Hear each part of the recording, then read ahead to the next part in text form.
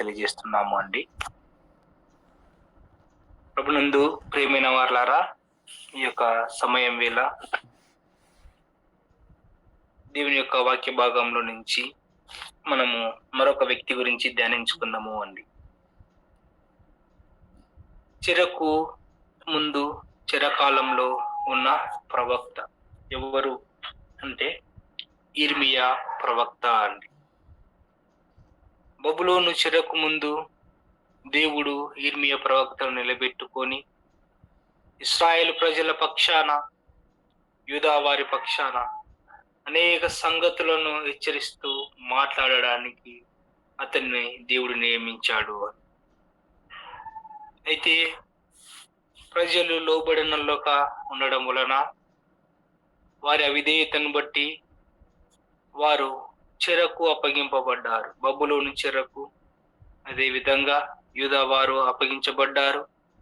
ఇశ్రాయేలు వారు అసూరు చెరకు అప్పగింపబడ్డారు అని. మంచిది. ఇర్మియా ప్రవక్త యొక్క జీవితాన్ని మనం జ్ఞాపకం చేసుకున్నట్లయితే, ఇర్మియా ఎవరు అనగా ఈయన ఒక యాజకుని కుమారుడు అండి. ఒక యాజకుని కుమారుడు. చూడండి, ఇర్మియా గ్రంథం 1వ అధ్యాయం 1వ వచనం. బెన్యామీను దేశమందలి అనాతోతులో కాపురమున్న యాజకులలో ఒకడై హిల్కీయా కుమారుడైన ఇర్మియా వాక్యములు. ఒక యాజకుని కుమారుడు ప్రవక్తగా పిలువబడ్డాడు అండి. యాజకుడు వేరే, ప్రవక్త వేరే.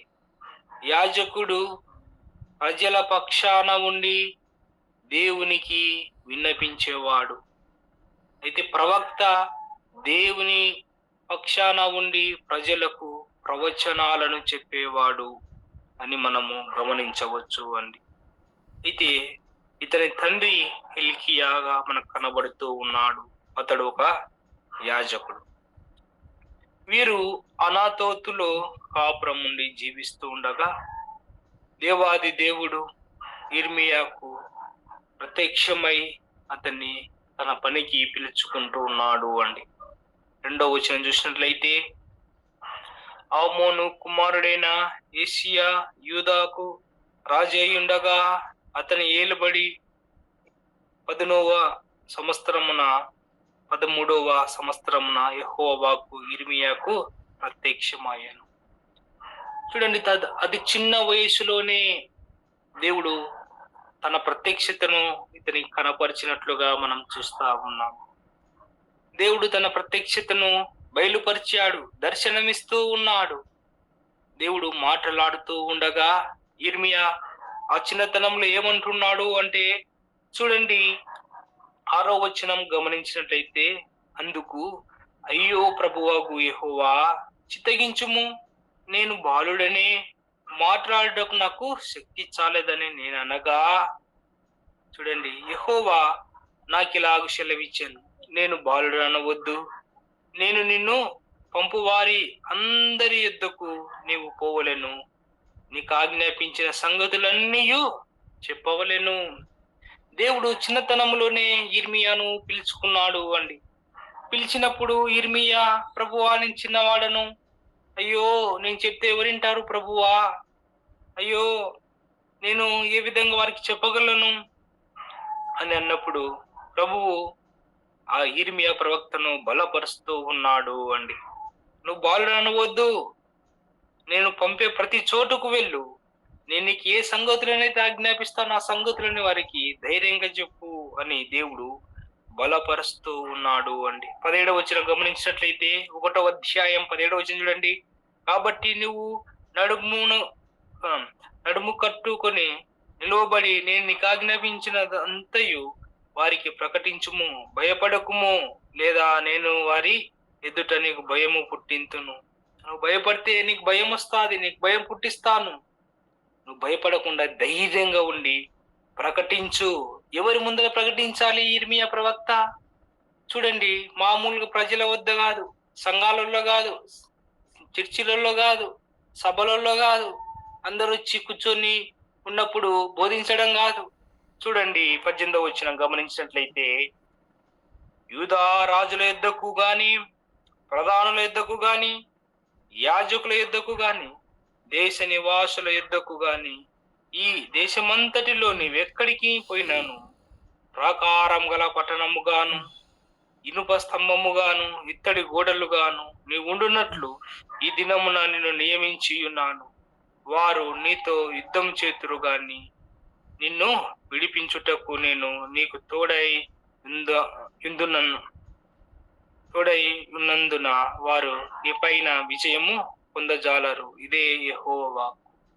ప్రభునందు ప్రేమిన వారారా, ఇక్కడ గమనిస్తూ ఉన్నాం. ఇర్మియా ప్రవక్త ఎవరెవరి ఎదుట బోధించాలి అంటే యూదా రాజుల యొద్ద బోధించాలి అని. ఆ దేశంలో ఉన్న ప్రధానుల యొద్ద ముఖ్యమైన వారి యొద్ద అనగా మంత్రుల యొద్ద, ఆ రాజ్య పరిపాలకుల యొద్ద బోధించాలి. యాజకుల యొద్ద బోధించాలి. దేశ నివాసులందరి ఎదుట అతడు బోధించడానికి ప్రవక్తగా నియమింపబడ్డాడు అండి. అయితే ఇర్మియా ప్రవక్త ఉన్న కాలంలో రాజులు ఎవరెవరు వచ్చారు అంటే దాదాపు యూదా రాజ్యంలో 5 మంది రాజులు వచ్చారు అండి. ఆ 5 మంది రాజులు ఎవరనగా యోషియా, యెహోయాజు, యెహోయాకీము, యెహోయాకీను, సిద్కియా అనే 5 మంది రాజుల కాలంలో ఇర్మియా ప్రవక్తగా ఉండి బోధిస్తూ ఉన్నాడు అండి. ప్రభునందు ప్రేమైన వార్లారా, నిజంగా ఒక రాజుకు బోధించాలి అంటే కదా ధైర్యం చాలా కావాలి. ఎందుకు? ఇవి ఆశీర్వాద వచనాలు కాదు, శాప వచనాలు. దేశ యొక్క పరిస్థితిని అతడు ముందుగా జరగబోయే సంగతులను బోధిస్తూ ఉండగా, అనగా యూదా వారికి కలిగే నష్టము, యూదా వారికి సంభవించే ఆ యొక్క విపత్తును అతడు బోధించవలసి ఉన్నది అండి. అయితే చిన్నతనములోనే ప్రభు కోసము నిలబడిన ఆ యొక్క ఇర్మియా జీవితం మనము గమనించినట్లయితే దేవుడు అతనికి మంచి ఏకాగ్రతను ఇచ్చాడు అండి, పట్టుదలను ఇచ్చాడు. చూడండి, అది గమనించినట్లయితే 1వ అధ్యాయము 11వ వచనం నుంచి మనం చూసినట్లయితే, ఇర్మియా నీకేమి కనబడుతుంది అని దేవుడు అడిగినప్పుడు బాదము చెట్టు చువ్వ కనబడుతుంది అని సమాధానం ఇస్తాడు. తర్వాత మరలా అడుగుతాడు దేవుడు, నీకేమి కనబడుతున్నది అని. 13వ వచనం గమనించినట్లయితే, మసలుచున్న బాణ నాకు కనబడుచున్నది అని అంటాడు. అయితే ఉన్నది ఉన్నట్టుగా, కనబడినది కనబడినట్టుగా చెప్తున్నాడు. నేటి దినాల్లో మానవుడు ఉన్నదానికి గోరంతది కొండంత చేసి చెప్పే వాళ్ళు ఉన్నారు. ప్రభునందు ప్రియమైన వార్లారా, గమనించండి, మనలో మన మాట, మన తీరు, మన ప్రవర్తన ప్రతిదీ దేవునికి కనబడుతూ ఉన్నది. మనము దేవునికి భయపడి ఉన్న వాస్తవం మాట్లాడడం క్షేమకరము అండి. ఇర్మియా ప్రవక్త జీవితంలో మంచి ఏకాగ్రతగా చూస్తూ ఉన్నాడు, ఉన్నది ఉన్నట్టుగా చెప్పేవాడుగా కనబడుతూ ఉన్నాడు అండి. అయితే ఈ దేవుని యొక్క మాటలను వింటున్న ఇర్మియా ప్రవక్త దేవుడు అనేక విషయాలను తెలియజేశాడు. అప్పుడు ఏమి చేశాడు అంటే ఆ యొక్క సంగతులన్నిటిని తీసుకొని వెళ్ళి రాజు ఎదుటను, ప్రధానుల ఎదుటను, యాజకుల ఎదుటను బోధించనికి సిద్ధపడినట్లుగా మనం చూస్తాము అండి. దేవుని యొక్క వాక్యాన్ని బోధిస్తూ ఉన్నాడు అండి. ఏ విషయాన్ని బోధిస్తూ ఉన్నాడు అంటే ప్రాముఖ్యంగా దేవుడు ఏం తెలియజేశాడంటే 15వ వచనం, 1వ అధ్యాయం 15వ వచనంలో, ఇదిగో నేను ఉత్తర దిక్కుననున్న రాజ్యముల సర్వ వంశస్థులను పిలిచేదను. వారు వచ్చి ప్రతివాడును యెరూషలేము గుమ్మంలోను, యెరూషలేము చుట్టూనున్న ప్రాకారములన్నిటి ఎదురుగాను, యూదా పట్టణములన్నిటికి ఎదురుగాను తమ సింహాసనములను స్థాపింతురు. అప్పుడు యెరూషలేము వారు నిన్ను విడిచి అన్య దేవతలకు ధూపము వేసి తమ చేతులు రూపించిన వాటికి నమస్కరించుట ఆ చెడుతనమంతటిని బట్టి నేను వారిని గురించి తీర్పు ప్రకటింతును. చూడండి, వారి యొక్క చెడుతనాన్ని బట్టి, వారి యొక్క పాపమును బట్టి ఉత్తర దిక్కు ఉన్న ఆ యొక్క రాజ్యాలకు దేవుడు వారిని అప్పగిస్తూ ఉన్నాడు అండి. దేవుడు వీరిని దాదాపుగా ఈ యొక్క గ్రంథంలో గమనించినట్లయితే వీరు ఎవరి చేత బాధ పొందారు అంటే బబులోను వారి చేతను, అశ్షూరీయుల చేతను, ఎదోమీయుల చేతను, మోయాబీయుల చేతను, అమాలేకీయుల చేతను, ఈ విధంగా అన్ని జాతి వారి చేత బాధను అనుభవించారు అండి. ప్రభునందు ప్రేమిన వాళ్ళారా, ఈ విషయాలను ఏం చేశాడు అంటే యిర్మీయా ప్రవక్త దేవుని యొక్క ఆజ్ఞ మేరకు వెళ్ళి రాజు ఎదుట బోధించడానికి సిద్ధపడ్డాడు అండి. అయితే రాజు యొద్దకు తీసుకొని పోయినప్పుడు రాజు కోపావేశుడయ్యాడు. చూడండి, 36వ అధ్యాయం గమనించినట్లయితే యిర్మీయా గ్రంథం 36వ అధ్యాయము 23వ వచనం చూడండి. యెహూది 3-4 కూటములు చదివిన తర్వాత రాజు చాకుతో దాన్ని కోసి కుంపటిలో వేయగా ఆ కుంపటిలోనున్న అగ్ని చేత అది బొత్తిగా కాలిపోయెను. కానీ రాజైనను ఈ మాటలన్నిటిని వినిన అతని సేవకులలో ఎవరైనాను భయపడలేదు, తమ బట్టలు చింపుకొనలేదు. గ్రంథమును కాల్చవద్దని ఎల్నాతాను, దెలలియాయును, గెమలియాయును రాజుతో మనవి చేయగా అతడు వారి విన్నపమును వినకపోయెను.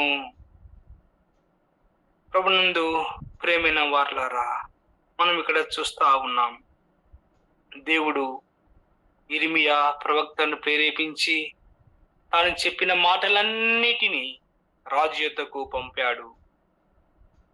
బారాకుతో రాపించాడు. చూడండి, 26వ వచనం, ఏకీకుడైన బారాకు ప్రవక్త అయిన యిర్మీయాను పట్టుకొనవలెనని రాజా వంశస్థుడగు యెర్మోన్ ఏలునకును అజ్రీయేలునకును వీరికి ఆజ్ఞాపించినట్లుగా మనం చూస్తాము. ప్రభునందు ప్రేమిన వారలారా, దేవుని మాటలయ్యా, మీరు పాపం చేస్తూ ఉన్నారు, మార్చుకోండి. విగ్రహారాధన ఎక్కువైంది, మార్చుకోండి. దేశంలో ఘోరమైన పాపాలు దేవునికి కనబడుతున్నాయి, మారండి అని యిర్మీయా ప్రవక్త చెప్తూ ఉంటే దేవుడు హెచ్చరిస్తూ ఉన్నాడు, మారకుంటే ఉత్తర దిక్కు నుంచి రాజ్యాలు వచ్చి మిమ్మల్ని సర్వనాశనం చేస్తారు, వారి రాజ్యాన్ని స్థాపించుతారు, మీరు బందీలుగా ఉంటారు, జాగ్రత్త అని చెలవిస్తూ ఉంటే విననుల్లకా ఉన్నాడు. వాటిని దేవుడు ఒక గ్రంథంలో కూడా రాసి పంపించమంటే దేవుడు చెప్పిన మాటలన్నిటినీ ఒక గ్రంథంలో పొందుపరిచి వాటన్నిటిని ఈ యొక్క బారాకుకు ఇచ్చి పంపిస్తాడు అండి. 36వ అధ్యాయం చదివితే అవన్నీ విషయాలు కనబడతాయి. పంపించినప్పుడు అతడు తీసుకొని వెళ్ళాడు. ప్రతిదీ చెప్పినప్పుడు యెహోయాకీము రాజు ఏం చేస్తాడు అంటే దేవుని గ్రంథాన్ని కోస్తాడు అండి. కత్తితో పరాపరా అని కోసి, అంత మాత్రమే కాకుండా దానిని అగ్నిలో వేసి కాల్చి వేస్తాడు. ఎంత మూర్ఖంగా జీవిస్తున్నాడు అంటే చూడండి. అందును బట్టి దేవుని కోపం ఇంకా రగులుకొనడం ద్వారా దేవుడు మరలా అంటున్నాడు. 27వ వచనం చూడండి, యిర్మీయా నోటి మాటలను బట్టి బారాకు రాసిన గ్రంథము రాజు కాల్చిన తరువాత యెహోవా వాక్కు యిర్మీయాకు ప్రత్యక్షమై ఇలా సెలవిచ్చెను, నీవు మరి ఒక గ్రంథమును తీసుకొని యూదా రాజైన యెహోయాకీము కాల్చిన మొదటి గ్రంథంలో వ్రాయబడిన మాటలన్నిటినీ దానిలో వ్రాయుము. చూడండి, మరొక గ్రంథం తీసుకొని రాయి అంటే దేవుడు మరలా ప్రేరేపించిన ఆ ప్రేరేపణను బట్టి, దేవుని సెలవును బట్టి యిర్మీయా బారాకును పిలుచుకొని అన్ని ప్రవచనాలు చెప్పి అతనిని కూర్చోబెట్టి రాపించాడు అండి. ఈ విధంగా చేసినందుకు యిర్మీయా ప్రవక్తకు ఏం చేశారు అంటే వారు అతని మీద కుట్ర చేసి అతన్ని బంధించారు అండి. అంత మాత్రమే కాకుండా ప్రవక్తను కొట్టారు అండి. 37వ వచనం, 37వ అధ్యాయం 15వ వచనం చూడండి. 37వ అధ్యాయం 15వ వచనంలో అధిపతులు యిర్మీయా మీద కోపపడి అతన్ని కొట్టి తాము బందీ గృహముగా చేసిన లేఖికుడైన యోనాతాను ఇంటిలో అతన్ని వేసిరి. ప్రవక్తను కొట్టారు. మరలా దేవుని మాటలు ఈ విధంగా వ్రాసి మరలా చెప్పాడు అని కోపోద్రేకులై ప్రవక్తను కొట్టారు అని. దేవుని కోసము తన్నులు తిన్న యిర్మీయా కనబడుతూ ఉన్నాడు. దేవుని కోసము బందీ గృహంలో హౌస్ అరెస్ట్ అయిపోయాడు. ప్రభునందు ప్రియమైన వారలారా, ఈ విధంగా హౌస్ అరెస్ట్ అయిపోయినాడు. హౌస్ అరెస్ట్ అయినప్పటికీ దేవుని కోసం నమ్మకంగా జీవించాడు అంది. దేవుని కోసము యథార్థతను వదులుకోలేదు. దేవుడు చెప్పినట్టు అతడు చెబుతూనే ఉన్నాడు అండి. 17వ వచనం చూడండి. పిమ్మట రాజైన సిద్కియా అతన్ని రప్పించుటకు వర్తమానం పంపి అతన్ని తన ఇంటికి పిలిచి యెహోవా యొద్ద నుండి ఏ మాటైనా వచ్చనా అని అడగగా యిర్మీయా, నీవు బబులోను రాజు చేతికి అప్పగింపబడుదు అను మాట వచ్చెను అని. చూడండి, నువ్వు ఖచ్చితంగా బబులోను రాజుకు అప్పగించబడతావు అని చెప్తున్నాడు. యెషయా కాలంలో చెప్పాడు, యెహోయాజు కాలంలో చెప్తున్నాడు అదే మాట, యెహోవా యాకీము కాలంలో చెప్తూ ఉన్నాడు అదే మాట, యెహోవా యాకీము తర్వాత సిద్కియా కాలంలో కూడా చెప్తూ ఉంటే రాజుకు కోపం వచ్చింది అని. ప్రభునందు ప్రియమైన వారలారా, రాజుకు కోపం వచ్చి రాజు ఏం చేశాడు అంటే ఈ ప్రవక్తకు ఆహారం విషయంలో ఒక్క పూట మాత్రం ఒక్క రొట్టెనే ఇచ్చాడు అండి రోజుకు. చూడండి, మనం త్వరగా ముగించుకుందాం. ఇదే 37వ అధ్యాయం గమనించినట్లయితే 21వ వచనం.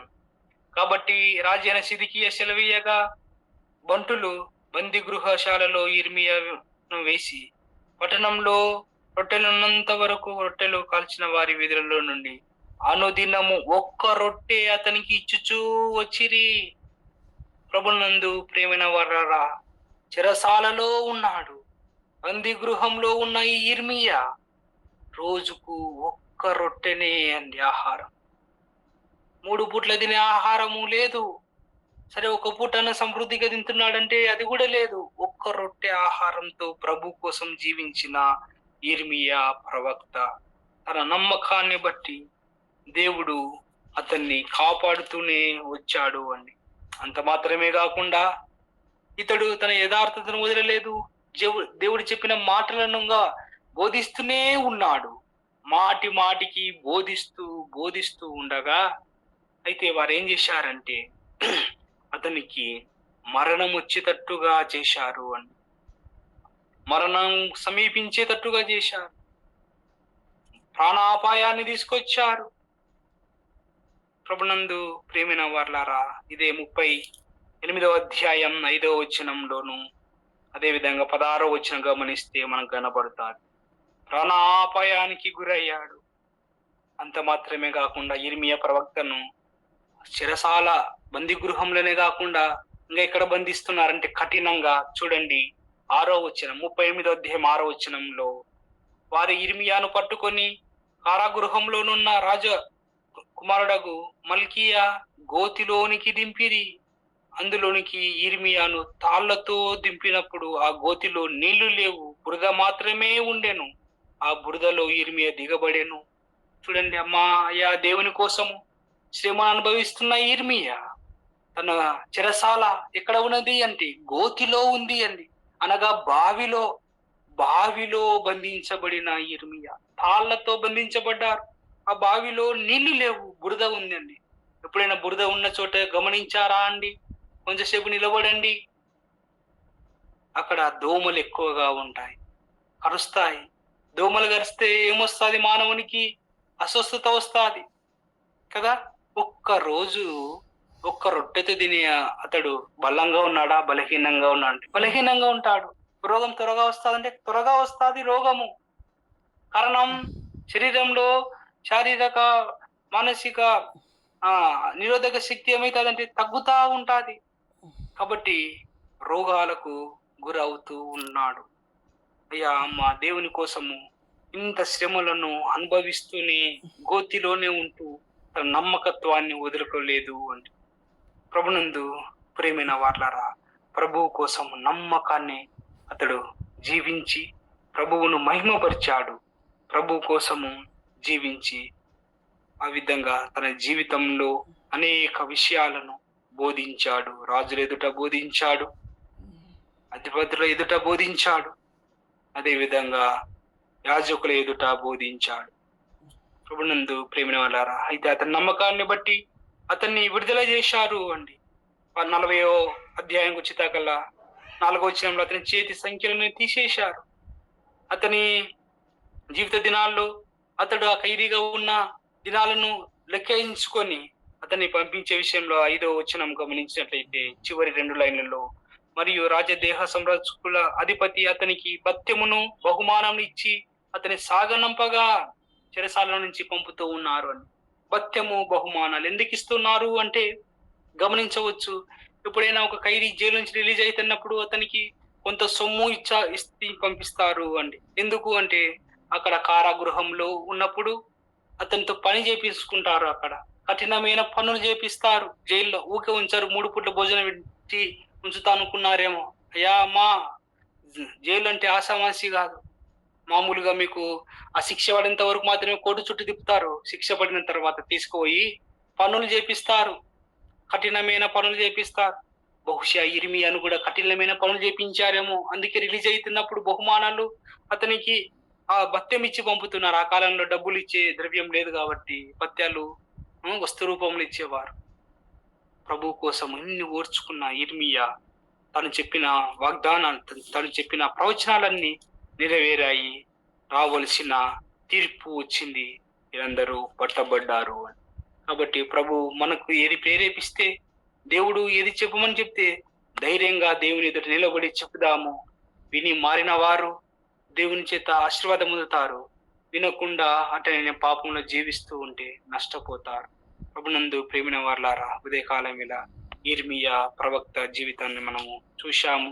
అతని వలె చిన్నతనం నుంచి ప్రభువు నేను ప్రేరేపిస్తే ప్రభు కోసం నిలబడండి, నమ్మకంగా బోధించండి, భయపడకుండా బోధించండి. ఎవరికైతేనేమి, ఎవరున్నప్పటికీ కష్టం వచ్చినా నష్టం వచ్చినా, మా వారి నుంచి మనకు శాపాలు వచ్చినప్పటికీ ప్రభు కోసం నిలబడి మన యొక్క జీవనంను, మన యొక్క జీవితంలో ఉన్న దేవుడు అప్పగించిన సువార్తను ముందు కొనసాగించుదాం. ఇచ్చిన అవకాశాన్ని బట్టి మీ అందరికీ ప్రేమ వందనాలు అండి. థ్యాంక్ యూ అన్న. చక్కటి వాక్యాన్ని అందించినటువంటి రాజశేఖరణకు ప్రభు అయినటువంటి యేసు